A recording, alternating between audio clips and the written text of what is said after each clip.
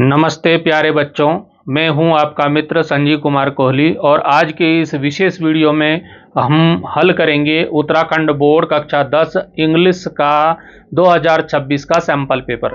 बच्चों, मुझे पता है कि हिंदी मीडियम के छात्रों को इंग्लिश पेपर समझने में थोड़ी कठिनाई होती है, इसलिए आज मैं आपको पूरा पेपर हिंदी और इंग्लिश दोनों भाषाओं में समझाने का प्रयास करूंगा। अगर आप बोर्ड परीक्षा में 80 में से 80 अंक लाना चाहते हैं तो यह वीडियो अंत तक जरूर देखें। तो मित्रों, उत्तराखंड बोर्ड ने सैंपल पेपर जारी किए हैं कि इस प्रकार का पेपर आएगा। जरूरी नहीं कि यही क्वेश्चन आएंगे, मतलब एक पेपर का फॉर्मेट दिया है, तो आप उसको देखिए।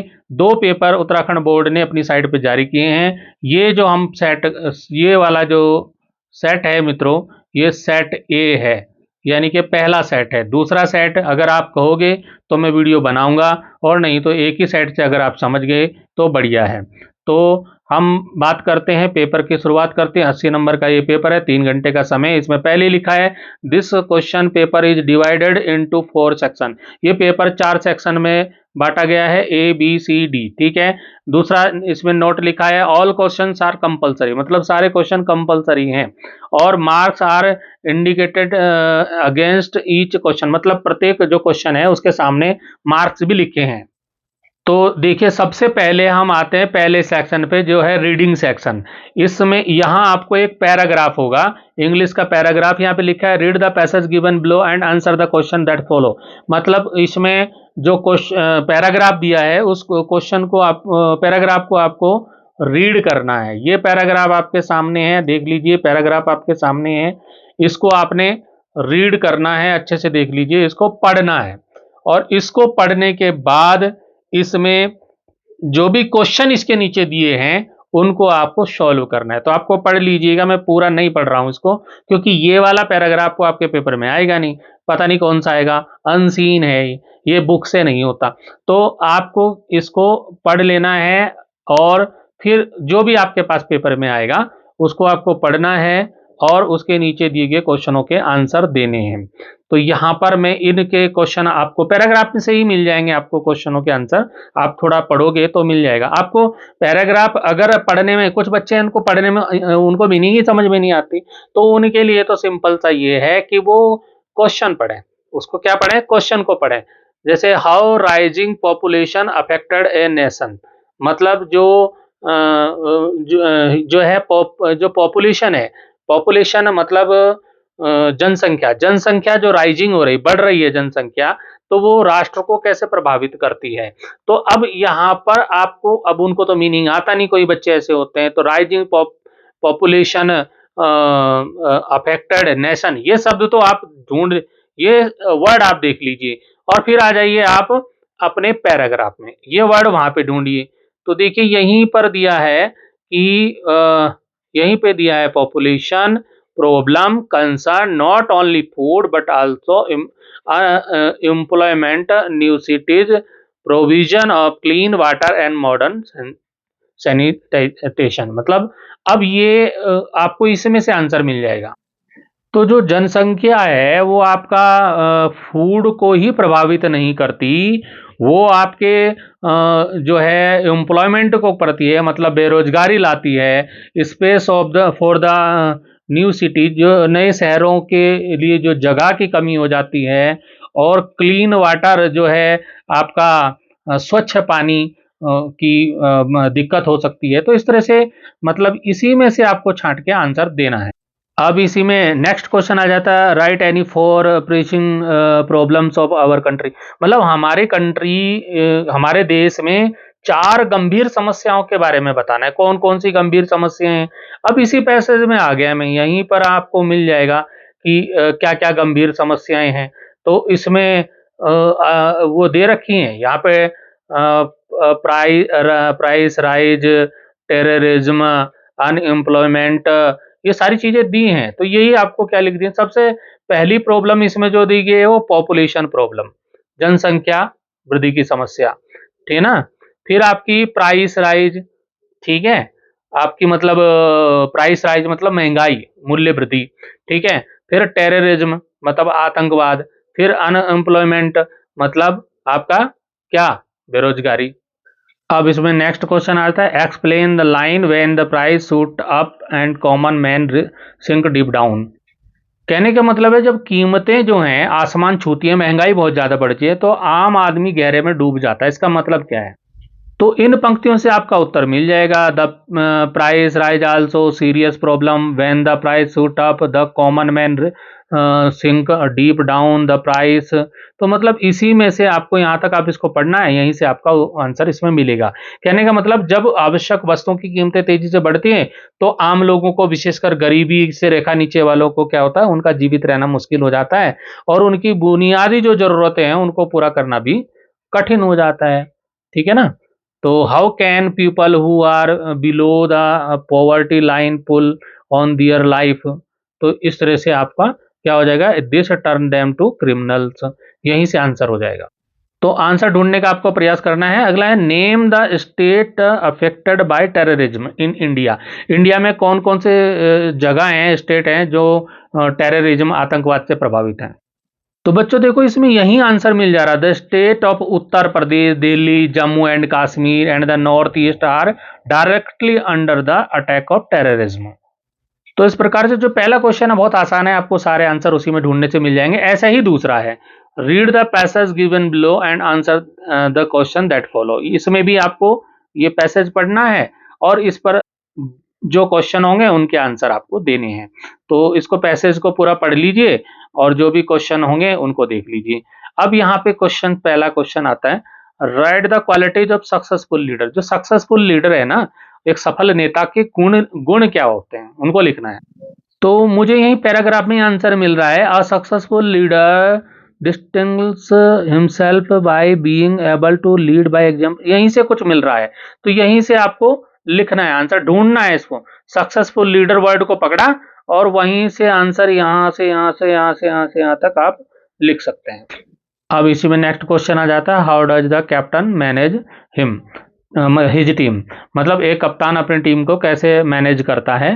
तो कैसे मैनेज करता है, ही मोटिवेटिंग प्लेयर्स, वो प्लेयर्स को मोटिवेट करता है, टेकिंग करेक्ट डिसीजन, कि जिससे वो करेक्ट डिसीजन लें, कम्युनिकेटिंग विद द, उनके साथ वो बातचीत करता है, कम्युनिकेट करता है। फिर इसी में नेक्स्ट क्वेश्चन आ जाता है, what help him to find his mistake. तो अपनी गलती ढूंढने में, उसे अपनी गलती ढूंढने में क्या मदद करता है। तो इसका भी यहीं से मिल जाएगा, he looks up all failure as a teacher, it help him see his mistakes and equip him with better weapons when his next battle arrives. फिर इसमें नेक्स्ट क्वेश्चन आता है कि give a suitable title. Title लिखना है, नाम देना है इसको, क्या है इस पैराग्राफ का। तो qualities of great leader, great leader के गुण क्या है, एक महान नेता के गुण, ये आपका टाइटल हो जाएगा। अब इसमें कुछ आपके मल्टीपल चॉइस क्वेश्चन आएंगे इस वाले में। तो इसमें जैसे choose the correct option, correct option चुनना है। इसमें से 4 आंसर दिए, find the word from passage which mean same as disputable. इस वर्ड का कौन सा इसमें क्या है, मीनिंग है। तो इसमें 4 में से ये हो जाएगा कंट्रोवर्शियल। ये वर्ड आपको कहाँ मिलेगा, ये पैराग्राफ में मिलेगा। फिर आता है find the word which is opposite meaning. जो ग्लोरी, जो इसका जो अपोजिट मीनिंग क्या है, तो इसका अपोजिट मीनिंग है शेम। शेम मतलब शर्म या कलंक। ठीक है, अगला जो इसमें आता है वो है select the correct option. In in the given passage the word yard stick means, इसका मीनिंग क्या है, इसका मीनिंग है बेंच मार्क। इसी में से आंसर हो जाएगा बेंच मार्क। नेक्स्ट है opposite word. Opposite word aggressive का अपोजिट वर्ड क्या हो जाएगा, फ्रेंडली हो जाएगा इसमें से। अब आते हैं हम सेक्शन बी, जो राइटिंग वाला है। अब इसमें क्या होता है, यहाँ आपको कोई लेटर लिखना होता है इंग्लिश में। तो जो क्वेश्चन नंबर 3, यहाँ पे 2 लेटर आपको दिए रहेंगे, एक फॉर्मल और एक इनफॉर्मल। तो उसमें से किसी एक को आपको लिखना होगा। 6 नंबर का ये प्रश्न रहेगा। तो यहाँ पर दे रखा यू आर शिवांश शिवानी। तो आपका नाम जो इसमें दिया रहेगा वही नाम आपको लेटर में लिखना होगा, कि आप शिवांश, अगर लड़के हैं तो शिवांश है या लड़की हैं तो शिवानी है। तो आप शिवांश या शिवानी है और आपका एड्रेस यहाँ पे दिया है, एड्रेस दिया है वाशु वाटिका, गोपीनाथ मंदिर रोड, गोपेश्वर, चमोली, ये एड्रेस दिया है। यही एड्रेस आपको अपने लेटर में लिखना होगा।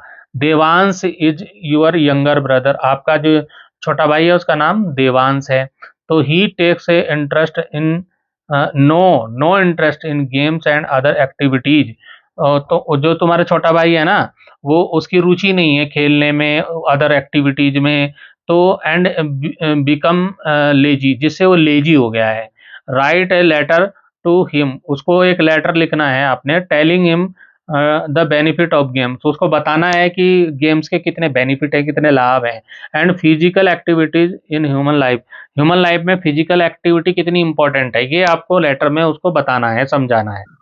ऐसे ही इसमें और करके दूसरा दे रखा है, यू आर पुष्पेंद्र अंकिता, मतलब तुम पुष्पेंद्र या अंकिता तुम्हारा नाम हो सकता है, और resident of remote village of Kanda in the Tawa Ghat region of Pithoragarh district. तो ये आपका एड्रेस हो गया, यहाँ पे ये एड्रेस आपको डालना है। There is no electricity and proper connecting the village to the nearest town, मतलब वहाँ पर इलेक्ट्रिसिटी की बड़ी दिक्कत है, और रोड की भी दिक्कत है, रोड कनेक्टिंग मतलब शहर से रोड कनेक्ट नहीं है।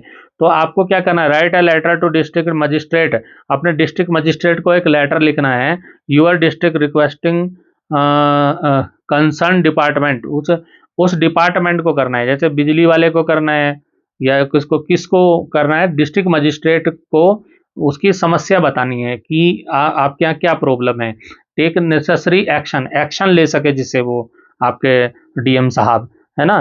Provide electricity road connectivity to village, जिससे कि आपके बिजली और रोड की कनेक्टिविटी की सुविधा आपके गांव को मिल सके। तो कोई एक आपको लिखना है।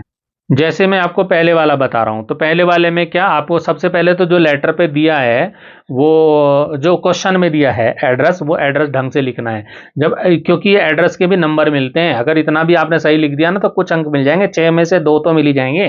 तो इसलिए इसको सही लिखना है। 44 वासु वाटिका गोपीनाथ मंदिर रोड गोपेश्वर चमोली, और जो भी उस दिन की डेट होगी। क्योंकि तुम्हारे भाई का नाम देवांश है, तो डियर देवांश वही लिखना है जो क्वेश्चन में होगा। I hope you are well, हमें उम्मीद है कि आप अच्छे से होंगे। I am writing this letter to advise you to take interest in games and physical activity, मैं ये लेटर आपको लिख रहा हूँ कि आप, मेरी सलाह है कि आप खेलों में और फिजिकल एक्टिविटी में रुचि लें। क्यों रुचि लें भाई, games keep our body fit and healthy, games जो है हमारे बॉडी को क्या करते हैं, फिट रखते हैं, हेल्दी रखते हैं। दे डेवलप टीम वर्क, वो क्या हमारे अंदर डेवलप करते हैं, टीम वर्क को, डिसिप्लिन को डेवलप करते हैं, और कॉन्फिडेंस को डेवलप करते हैं। Playing games also refresh our mind, हमारे गेम खेलने से क्या होता है, हमारा माइंड रिफ्रेश होता है। And improve concentration in studies, और हमारा जो पढ़ाई में भी ध्यान लगा रहता है, मतलब। और आप लिख सकते हैं a healthy body leads to healthy mind, और जब हेल्दी बॉडी रहेगी तो हमारा हेल्दी माइंड होगा। So you should play outdoor game regularly, मतलब तुम जो है रेगुलर जो है अपना क्या करो, outdoor game Khelo. Take care of health, अपनी सेहत का ध्यान रखो। और लास्ट में आपको लिख देना है यूअर लविंग ब्रदर शिवांश, या जो भी पेपर में जो नाम दिया होगा वही आपको लिखना होगा। तो इस प्रकार से आपको लेटर को पूरा करना है। इसमें ये तो मैंने एग्जाम्पल दिया है, आप और वर्ड भी जोड़ सकते हैं इसमें। अब हमारा जो 4th नंबर का क्वेश्चन है, वहां पे आपको एक पैराग्राफ लिखना है, एनी वन, और 60 वर्ड का, मतलब 3 यहाँ पे दे रखे हैं, आपको ये करना है, कोई भी एक इसमें से कर लीजिए। तो मैं एक पे आपको बता रहा हूँ। मान लीजिए जैसे आप लिख रहे हैं वैल्यू ऑफ गुड एजुकेशन के बारे में लिख रहे हैं, तो इसको इस प्रकार सिंपल सेंटेंस बनाकर लिखिएगा, है ना।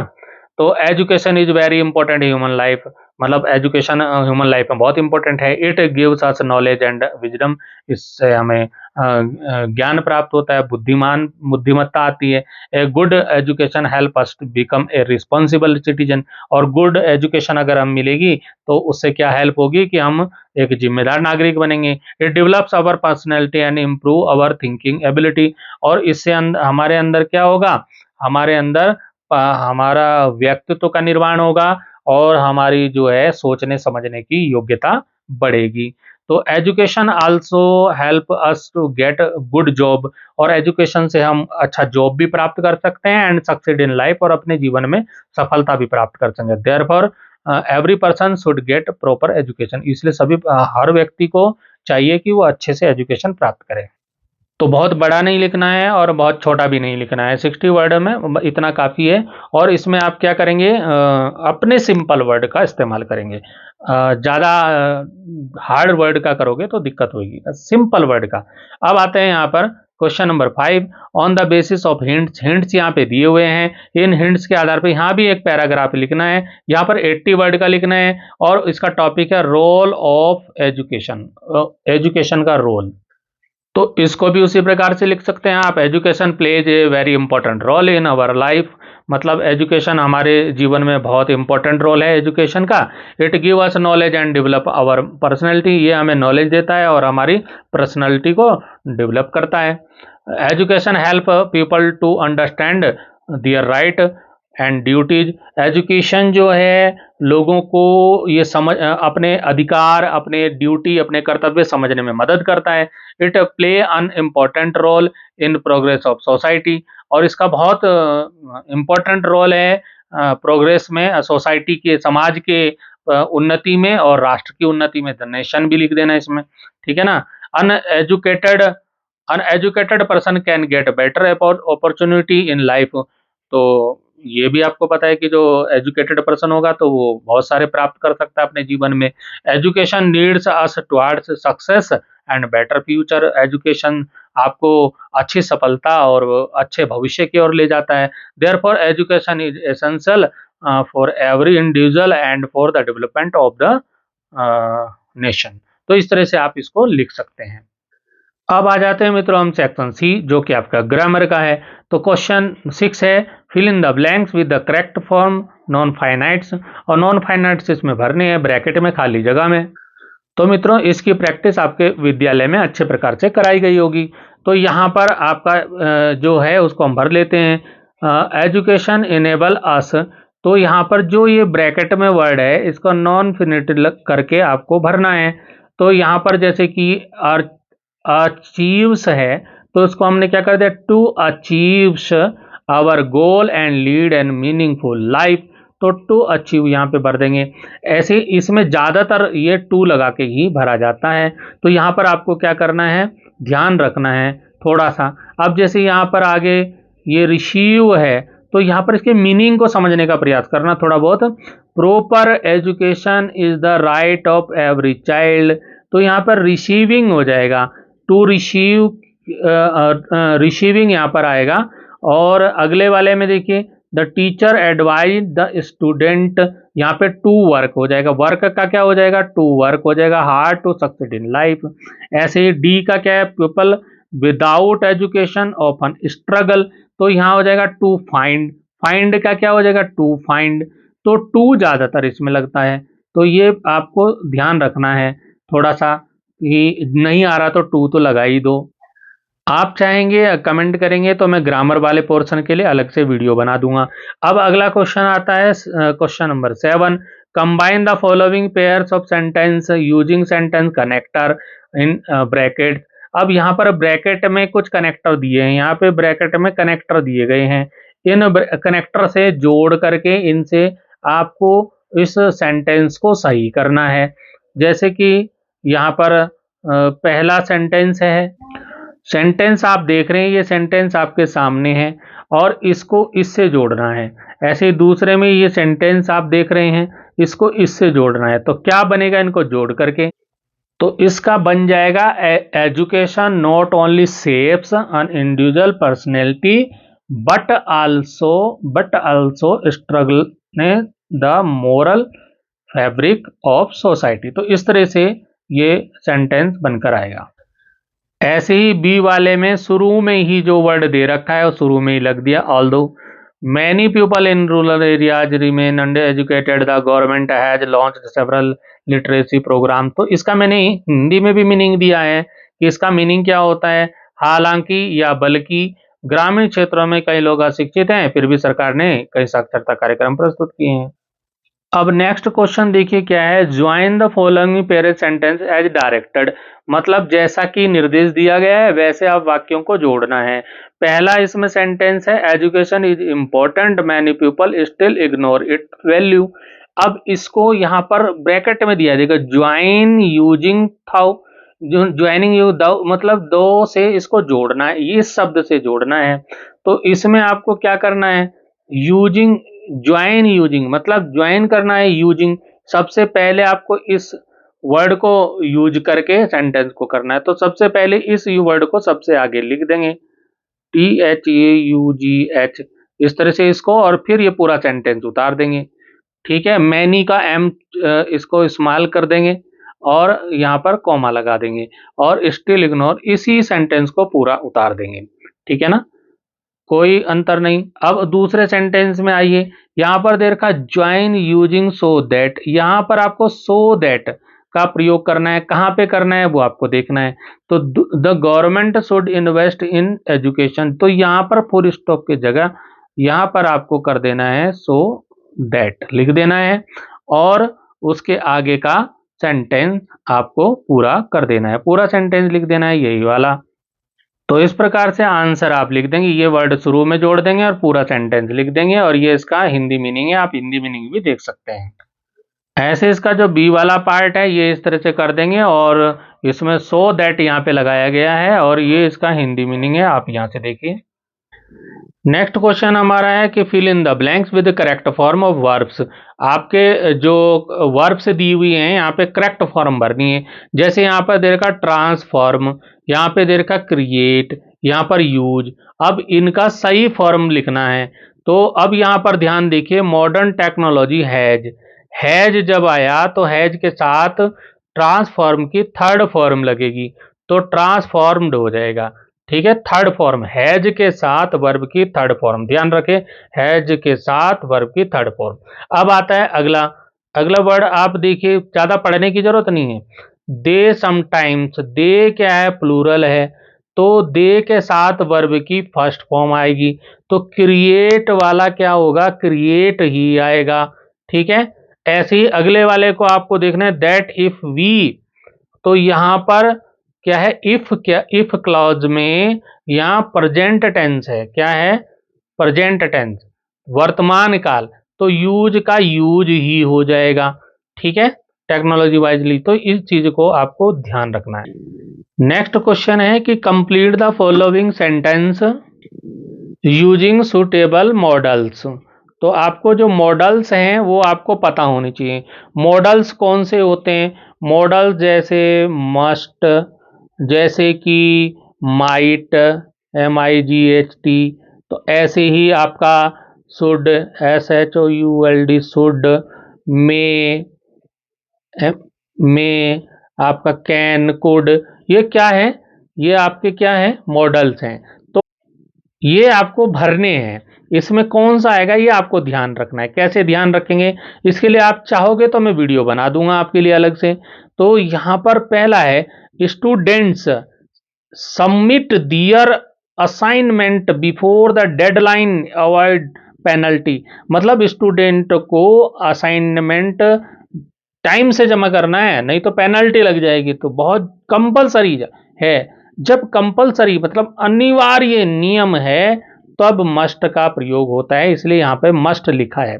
मस्ट कब लगता है, जब बहुत जरूरी हो जाता है, अनिवार्यता के लिए मस्ट लगता है। फिर आता है B, scientist warn that global warming, दो साइंटिस्ट हैं उन्होंने वार्निंग दी है कि ग्लोबल वार्मिंग के लिए, cause weather change in future, future में वेदर बहुत सारा चेंज होगा, तो वेदर में बहुत सारी, तो ये फ्यूचर मतलब संभावना है, हो सकता है ऐसा, तो उसके लिए आप मे और माइट का प्रयोग करते हैं। तो यहाँ पर मे लगा दीजिए या माइट लगा दीजिए, वैसे मेरे हिसाब से मे ज्यादा बेस्ट रहेगा। नेक्स्ट क्वेश्चन आता है, rearrange the following words of phrases from meaningful sentence, यहाँ पे जो आपको अलग अलग करके वर्ड अलग अलग करके दिए रहेंगे, उससे मिला करके एक सेंटेंस बनाना है। जैसे कि हमने सेंटेंस आपके यहाँ बना दिया है, आप खुद भी बनाकर देखिएगा। Horace Denby loved rare and expensive books, मतलब कि हॉरेस डेनबी को दुर्लभ और महंगी किताबों से प्यार था। फिर इसमें अलग अलग शब्द यहाँ पे Coorg, most, if, is, of, one, इस तरह से वर्ड दिए हैं, रेजिमेंट। तो ये इसको मिला करके एक सेंटेंस बनाना है। तो इसका सेंटेंस किस प्रकार से मैंने यहाँ पे बनाकर दिखा दिया है, देख लीजिए। The Coorg regiment is one of the most decorated in the Indian army, मतलब जो कुर्ग रेजिमेंट है वो भारतीय सेना में सबसे अधिक सम्मानित रेजिमेंटों में से एक है। अब मित्रों आ जाता है इसमें पेशिव वॉइस। आपको पेशिव वॉइस में बदलना है, एक्टिव से पेशिव। यहाँ पर सेंटेंस दिया है, मैंने इनको पेशिव बना भी दिया। नोबडी हैज टच इट, तो इसमें क्या करते हैं, पेशिव वॉइस बनाते समय सबसे पहले जो लास्ट वाला होता है उसको शुरू में ले लेते हैं। इट को शुरू में ले लिया, हैज को ले लिया, फिर not been touched by anyone, यानी कि नोबडी का क्या हो जाएगा, एनीवन। तो इस तरह से इसको क्या कर लेंगे आप, पेशिव वॉइस बना देंगे। एक चीज आपको ध्यान रखनी है कि जब हैज आ रहा है तो जब पेशिव बनेगा तो उसमें बीन लगेगा, इस चीज को आप देखना है। और वर्ब की थर्ड फॉर्म लगेगी, हैज के लगेगा, बीन लगेगा, वर्ब की थर्ड फॉर्म लगेगी। इसी प्रकार हैज और हैव के साथ वाले वाक्यों में बीन का प्रयोग लगना ही लगना है, हैज के साथ भी और हैव के साथ भी। फिर आता है you should respect your elders, तुम्हें अपने जो है एल्डर्स की रिस्पेक्ट करनी चाहिए। अब यहाँ पर मैंने जैसे बताया यूर एल्डर्स शुरू में आ जाएगा, ठीक है ना, लास्ट वाला शुरू में आ गया। ऑब्जेक्ट सब्जेक्ट बन गया और सब्जेक्ट ऑब्जेक्ट बन जाएगा। तो क्या होगा, फिर इसमें शुड दिया है तो शुड आपने लगाया, शुड के साथ बी लगता है, शुड के साथ क्या लगता है, बी। यहाँ पे जब पेशिव बनेगा, पेशिव बनाते समय शुड के साथ बी लगेगा और वर्ब की थर्ड फॉर्म लगेगी। ये रिस्पेक्ट था, इसका रिस्पेक्टेड हो गया। और बाई लगता है, इसमें बाई लगता है, पेशिव बनाते समय बाई का प्रयोग होता है। यू का लास्ट में यू हो गया। तो इस तरह से इसको पेशिव वॉइस बना लेंगे। अब मित्रों आता हमारा सेक्शन डी, टेक्स्ट बुक। जो आपके पास बुक होंगी, जैसे हिंदी में होती है ना बुक, ऐसे कविताओं की और गद्य पाठों की, ऐसे इंग्लिश में भी है। तो प्रोज मतलब गद्य, ठीक है। तो यहाँ पर पहला क्वेश्चन आएगा 12वां नंबर का, read the extract given below and answer question that follow. मतलब यहाँ भी आपको एक पैराग्राफ दिया होगा जो आपकी बुक से होगा, किसी पाठ से, तो उसको आपको पढ़ना है और उसके नीचे दिए गए क्वेश्चंस के आंसर आपको देने हैं। पैसेज आप पढ़ लेना अपने आप, मैंने दिखा दिया, आप स्क्रीनशॉट ले लीजिएगा, वीडियो रोक करके देख लीजिएगा। अब यहाँ पे क्वेश्चन आता है कि who is the writer of above passage, passage का राइटर कौन है, लेखक कौन है, तो नेल्सन मंडेला जी हैं। तो उसके बाद आता है what are the twins obligation according to the writer. तो मित्रों यहीं पर आपको पैराग्राफ में क्वेश्चन का आंसर मिलेगा। Every man has twins obligation, यहीं पे family is parent, wife, children, and has obligation is people, community is country. यहाँ से यहाँ तक आप इसका आंसर लिख देंगे। अब में सी वाला क्वेश्चन है कंप्लीट द सेंटेंस, ये सेंटेंस है, इसको कंप्लीट करना। इसको पैसेज में देखिए, यहीं पर दिया हुआ है in South Africa a man colour, ये पूरा लास्ट तक यहाँ से उतार दीजिए। अब इसमें डी वाला आता है मीनिंग ऑफ इंडिकेशन। इंडिकेशन का मीनिंग क्या होता है, तो उसका मतलब होता है सिग्नल। आपने गाड़ियों में सुना होगा इंडिकेटर, तो इंडिकेटर मतलब इंडिकेट से बना हुआ है, तो सिग्नल इसका आंसर हो जाएगा। इसी प्रकार से आपका दूसरा किसी पार्ट से, आप दूसरे लेसन से आपका दूसरा पैसेज होगा, उसको भी पढ़ना है और नीचे दिए गए प्रश्नों के आंसर देने हैं। इस पैसेज को आप पढ़ लेना। क्वेश्चन है why did the girl go from house to house, वो जो लड़की है वो एक घर से दूसरे घर क्यों गई, तो क्यों गई। She went from house to find a handful mustard seed, वो सरसों के बीज के दाने, जो बीज लेने के लिए एक घर से दूसरे घर में गई। From a home where no one had ever dead, क्योंकि जो महात्मा बुद्ध गौतम बुद्ध थे उन्होंने उनको कहा था उस लड़की को कि आप ऐसे घर से मस्टर्ड सीड लेकर आओ जिस घर में कोई डेथ ना हुई, आज तक कोई मरा ही ना हो, ऐसे घर से लेके आओ। तो वो एक घर से दूसरे घर घूमती रही लेकिन उसको ऐसे बीज नहीं मिले। अब अगला क्वेश्चन यही आता है कि हु सेड इट वाई, किसने कहा था उसको ऐसा करने के लिए और क्यों? किसने कहा था? गौतमा बुद्ध, गौतम बुद्ध ने कहा, सेड कहा था, it to teach Kisa Gotami that death is common to all and inevitable. मतलब उसने इसलिए गौतम बुद्ध ने उसको शिक्षा देने के लिए, किसा गौतमी को शिक्षा देने के लिए कि जो डेथ है ना वो कॉमन है, वो सबके लिए बराबर है, वो और निश्चित है, डेथ को रोका नहीं जा सकता। तो ये उसको शिक्षा देने के लिए उसने एक घर से दूसरे घर भेजा था। अब इसी में क्वेश्चन है कि हु वाज किसा गौतमी, किसा गौतमी कौन थी? She was a women whose only son had dead, वो एक ऐसी महिला थी जिसका एक ही बेटा था और वो भी डेड हो गया था, मर गया था। And she was searching for medicine, और वो कोई दवाई की खोज, दवाई ढूंढ रही थी to bring him back to him to life, जो उसको जिंदा करने की, कोई कि जीवित हो जाए उसका बेटा, इसलिए वो दवाई ढूंढ रही थी, इसलिए वो गौतम बुद्ध के पास आई थी। अब इसमें नेक्स्ट क्वेश्चन आता है find the opposite word, grief का जो दुखी का जो क्या होता है अपोजिट वर्ड, विलोम शब्द, तो वो विलोम शब्द क्या है? इसमें हो जाएगा ज्वाय।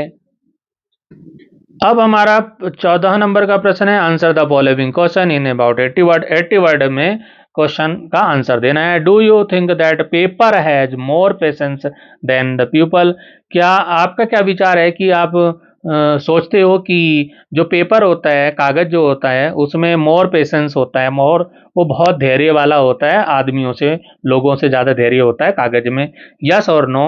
यस, नो में जवाब देना है। Recall your reason lesson Anne Frank, lesson Anne Frank वाले से इसका जवाब देना है।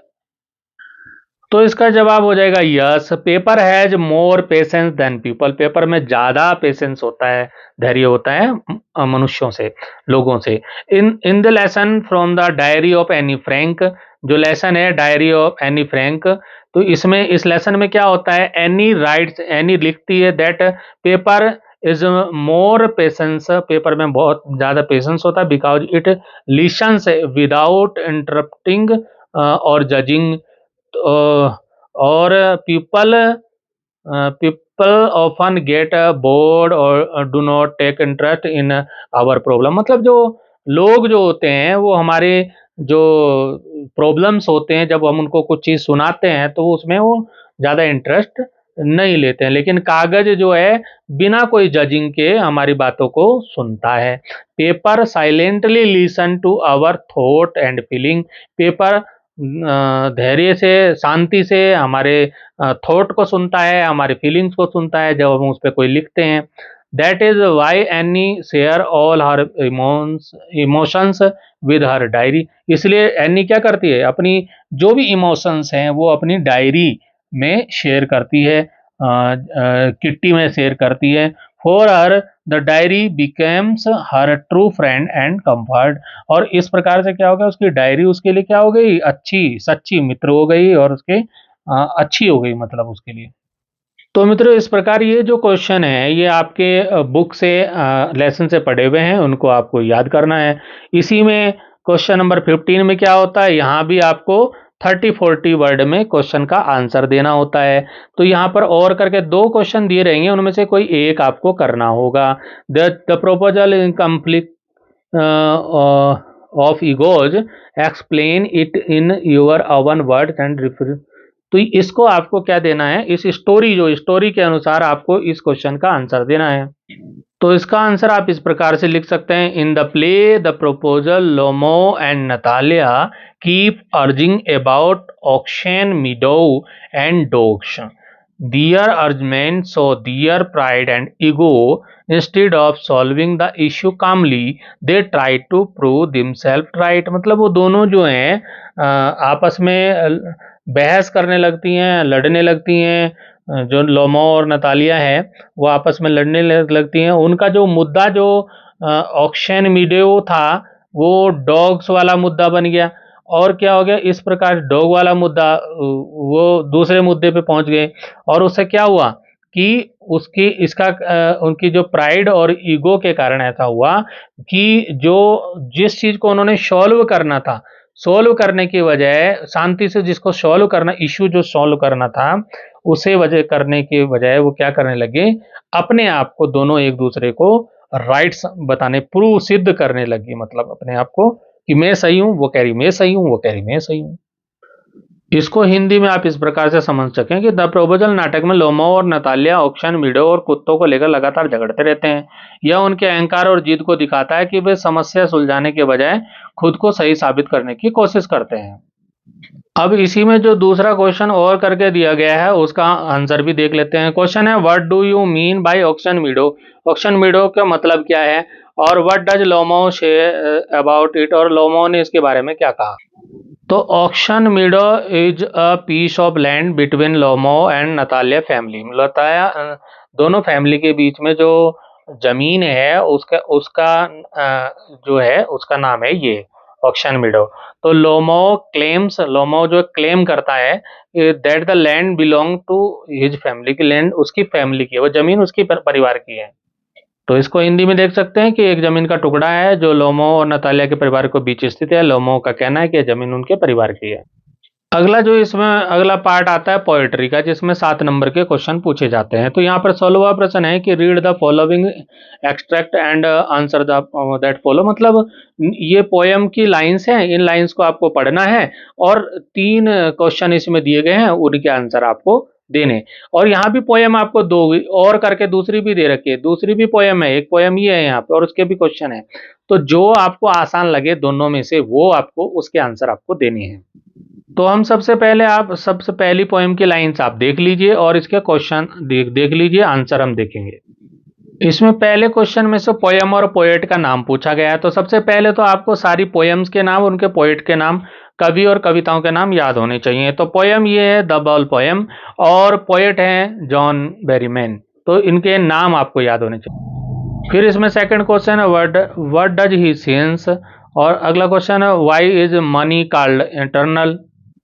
तो इसका आंसर हो जाएगा बी वाले का, he sense his first responsibility to learn to cope with loss. और अगले वाले का सी वाले का हो जाएगा मनी इज कॉल्ड एटर्नल, मतलब external, because it can buy new things, money से जो है नई चीज़ों को खरीद सकते हैं, but it can not buy back memories, इससे हम मेमोरीज को नहीं खरीद सकते, मैं यादों को नहीं खरीद सकते, और feelings attach to lost thing, और जो चीज़ें खो गई हैं उनसे जो हमारी भावनाएं हैं, भावनाएं जो जुड़ी हुई हैं उनको भी हम मनी से नहीं खरीद सकते। अब जो इसमें सेकंड वाली पोएम की 3-4 लाइनें दे रखी हैं इनको आप देख लीजिए। I am N orphan roaming street, तो मैं अनाथ की तरह हूँ और गलियों में घूम रही हूँ। तो ये कौन सी वाली पोएम है, वाई डज अमांडा, अमांडा वाली कोई पोएम है। तो Amanda wish to be an orphan, क्यों अमांडा क्यों चाहती है ऑर्फन बनना, ठीक है ना। और फिर ये कंप्लीट द सेंटेंस, सेंटेंस को कंप्लीट करना है। तो यहीं से ये सेंटेंस यहीं से देखिए, the silence is golden the freedom sweet, ये वाले सेंटेंस, ये वाली लाइन लिखनी है, ये सेकंड वाले में यही दिख रही है। और जो फर्स्ट वाला है अमांडा वाला प्रश्न, उसमें क्या है, Amanda wishes to be an orphan, मतलब अमांडा चाहती है कि मैं ऑर्फन बनूं, है ना, अनाथ हो जाऊं, है ना। सो सी कैन रोम द स्ट्रीट, और कि जिस क्या करें फिर वे उसके बाद गलियों में घूमूं फ्रीली, आज़ादी के साथ, विदाउट बीइंग नेग्लेक्ट और इंस्ट्रक्टेड बाई हर पेरेंट, मतलब उसके माता पिता उसको टोकते रोकते थे ना, तो मतलब वो पूरी आज़ाद होना चाहती है अमांडा, ठीक है ना। फिर इसका जो सी वाला है उसमें पोएट का नाम पूछा है। मैंने पहले ही कहा है कि आपको पोएट और पोएम के नाम याद होने चाहिए, तो ये पोएट का नाम है। जो 17 वाला 17वां प्रश्न है, इसमें आपको 2 क्वेश्चन दिए रहेंगे, आपको 2 क्वेश्चन आपको करने हैं 3 में से, मतलब 3 दिए रहेंगे 2 करने हैं। तो ये 30-40 पढ़, मतलब छोटे छोटे आंसर लिखने हैं। What message has Robert Frost given in his poem, तो जो उसकी पोएम है उसमें वो क्या मैसेज देता है अपनी पोएम में, ठीक है ना। तो और why do you think the tiger looks at the stars. तो जो टाइगर है वो तारों को देखता है, स्टार्स को देखता है, उसमें आपका क्या विचार है? तो क्यों देखता है वो? तो बिलिंडा, बिलिंडा वाला क्वेश्चन है, कौन से वाला आप इसमें से दो कीजिएगा। अब मित्रों आपके पास एक सप्लीमेंट्री रीडर की बुक होगी, फुटप्रिंट विदाउट प्रिंट, एक बुक है सप्लीमेंट्री की, उस पे क्वेश्चन आएंगे, 12 नंबर के क्वेश्चन आएंगे उसमें से। तो यहाँ पर जो 18वां प्रश्न है उसी से है कि एक लॉन्ग आंसर टाइप क्वेश्चन है, 100 वर्ड का ये क्वेश्चन है यहाँ पर, उसको आंसर आपको देना है, 100 वर्ड में देना है। अब जो ये क्वेश्चन है आपका, trust and compassion can reform person वाला जो क्वेश्चन है, ये थीप स्टोरी वाला में से है। तो अब यहाँ इसका आंसर आप इस प्रकार से लिख सकते हैं कि in the thief story Hari Singh was a young thief who tried to rob Anil. मतलब इसमें हरि सिंह नाम एक कई यंग जो है चोर है, जो लूटना चाहता है, अनिल को लूटना चाहता है। However Anil treated him with kindness and trust. जो अनिल ने, वो लूटना चाहता है लेकिन अनिल क्या करता है, उसको उसके साथ कैसा व्यवहार करता है, दयाल करता है, विश्वास करता है। He taught Hari Singh how to read and write and never doubted him. तो और वो अनिल जो है उसको वो करता है, बहुत सारी चीज़ें उसको पढ़ना सिखाता है, और हरि सिंह को लिखना सिखाता है, और कभी उस पर शक नहीं करता, शक की नज़र से उसको नहीं देखता, उस पर संदेह नहीं करता। When Hari Singh stole money and run away, जब हरि सिंह उसकी मनी को चुराता है और भाग जाता है, ही रियलाइज्ड अनिल्स गुडनेस, फिर वो हरि सिंह क्या करता है, याद रियलाइज करता है उसको, अनिल की अच्छाइयों को, उसकी उसकी जो दयालुता को उसको याद करता है, और उसे अपनी गलती का एहसास होता है, फेल्ट गिल्टी, और पछतावा होता है उसे। Finally he return the money, उस फाइनली क्या करता है, वो पैसे वापस करता है। And decided to change his life, और अपने जीवन को बदलने की डिसाइड करता है। This show that trust and compassion can reform the person. इससे ये पता चलता है। अब मित्रों जो 19वां प्रश्न है वो answer the following question about 30-40 word. यहाँ भी आपको क्वेश्चन होगा, और चाहे और करके दे रखा, चाहे पहले वाला कर लो चाहे दूसरे वाला कर लो, एक करना है। तो ये 30-40 वर्ड छोटा है, और जो 20 वाला क्वेश्चन है वो और भी छोटा है, 20-30 वर्ड वाला, 20-30 वाला है। तो इसमें भी दो क्वेश्चन है, दोनों में से एक करना है। अब यहाँ पर क्वेश्चन पहले वाला है, इसमें why did mister Harriet keep turkey. तो इसका हो जाएगा, mister Harriet kept turkey because the dog was very ill due to over eating. मतलब कुत्ता बीमार हो गया बहुत ज्यादा खाने से, है ना। He wanted to treat him properly, वो उसको इलाज करना चाहता था, प्रॉपरली इलाज करना था। Giving him exercise and simple diet, simple diet मतलब वो उसको एक्सरसाइज और सिंपल डाइट दे करके उसका इलाज करना चाहता था। इसी में और करके जो क्वेश्चन दिया गया है, ग्रिफिन वाज साइंटिस्ट। ग्रिफिन जो है साइंटिस्ट था, वैज्ञानिक था, लेकिन लॉलेस पर्सन था। तो इसमें आप इसका आंसर लिख सकते हैं, Griffin was brilliant scientist. Griffin बहुत वो ब्रिलियंट साइंटिस्ट था, वैज्ञानिक था, but he become a lawless person. लेकिन वो एक लॉलेस पर्सन बन गया because he use his invention for selfish, क्योंकि उसने जो इन्वेंशन किया उसमें वो क्या बन गया, वो सेल्फिश हो गया और इलीगल एक्टिविटीज में लग गया। मतलब गैर कानूनी जो एक्टिविटीज उसको करने लग गया, गलत काम करने लग गया। क्या मतलब, इसको हिंदी में समझ सकते हैं, ग्रिफिन एक प्रतिभाशाली वैज्ञानिक था, लेकिन उसने अपने आविष्कार का उपयोग गलत और अवैध कार्यों के लिए किया, इसलिए वह कानून तोड़ने वाला व्यक्ति बन गया। और जो 20वां क्वेश्चन है कि 20-30 वर्ड में ही लिखना है, तो इसमें वेरी शॉर्ट आंसर है ये। तो इसमें पहले वाले का आंसर हो जाएगा, the real culprit was the young lady in red. और इसमें जो लास्ट क्वेश्चन है, who was behind Richard एब्राइट becoming a great scientist. जो रिचर्ड एब्राइट थे, उनको एक ग्रेट साइंटिस्ट जो वो बने, उनके पीछे किसका हाथ था, मतलब कौन उनके सफलता के पीछे कौन था। तो शॉर्ट आंसर है तो छोटा ही लिखना है। तो रिचर्ड एवराइट्स मदर, तो उसकी माँ जो थी उसने इंस्पायर किया उनको, him to become a scientist, scientist बनने के लिए जो उनको मोटिवेट किया, वो काम करने का किसने किया? उनकी मदर ने किया। तो ये शॉर्ट में तो यही लिखना है। अगर थोड़ा बड़ा आता तो इसमें थोड़ा और डिटेल से लिखते। तो मित्रों, यह था आपका अंग्रेजी का पेपर, जिसको हमने सॉल्व करने का थोड़ा प्रयास किया। अपनी तैयारी जारी रखें। अगर आपको किसी और विषय का समाधान चाहिए तो मुझे जरूर बताएं। चैनल को सब्सक्राइब करना ना भूलें। धन्यवाद। आप परीक्षा में अच्छे नंबर से सफल हों। Best of luck. Thank you.